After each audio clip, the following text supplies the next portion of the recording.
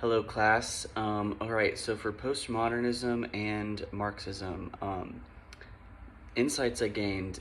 So I actually read Baudrillard's Simulation and Simulacrum this summer because I'm interested in the idea of the simulation and how that applies to the white cube in an art setting, but also games that we play, such as Sims, etc., and how they play simulations.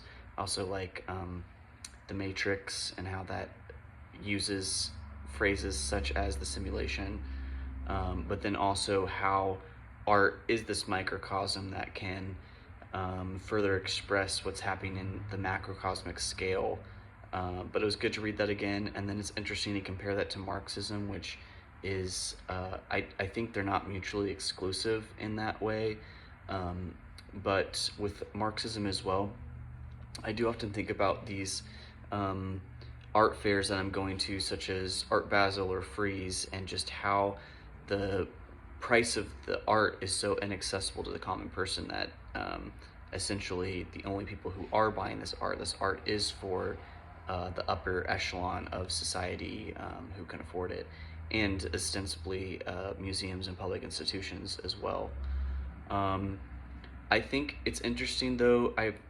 My criticism of Marxism being applied to today is just the context of which Marxism was written in the early industrial era, and I think now too we're going through a second industrial revolution, but this time it's with the internet, and I think the internet has changed so much.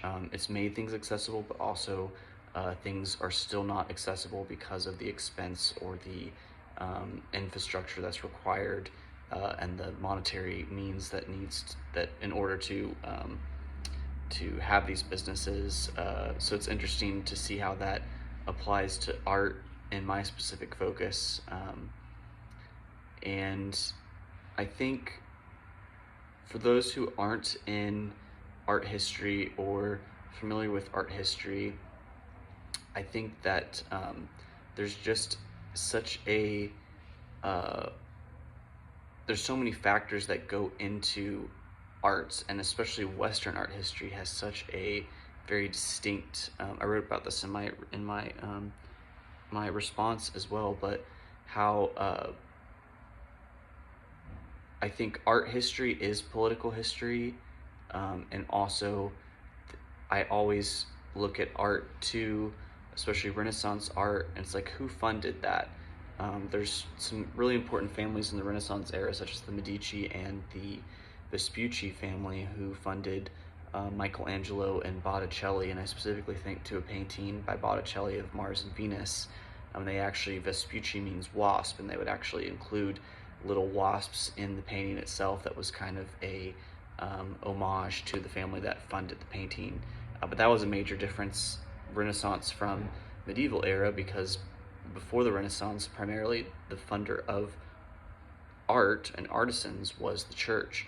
And so you have that distinct separation from the church that was usurped by the Medici and the wealthy families, who also, then there's the own sordid political histories there where they've set up their own popes within the church too. So this idea of power, I think, plays a role in art, even if the artist is not intending to tie that in. I still think the fact that we have excess surplus, which allows artists to create work, there's political connotations to that as well.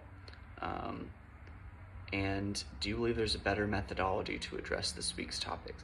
I personally, I think, especially after reading the Stuart Hall reading too, in which he talks about hegemony, or hegemony, and also how feminism, post-colonialism, race theory, all of these other theories aren't mutually exclusive. I don't think there's one that's better than the other, but I think that it's important to blend these and to, I mean, I love postmodernism because I'm in that kind of mindset, but I think that there's also this really good book called Art Power by Boris Groys, who is, I think he's a Slavic writer actually, but Um, he is a Russian professor, but also a art scholar, and he wrote this book called Art Power.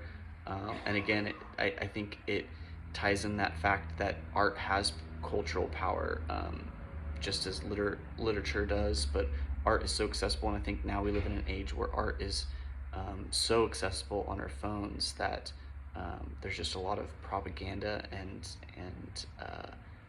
even self propaganda. I mean, I think we're we're playing into propaganda, whether we believe it or not. But I firmly believe all art is political. So, anyway, ciao. This is Mark, by the way.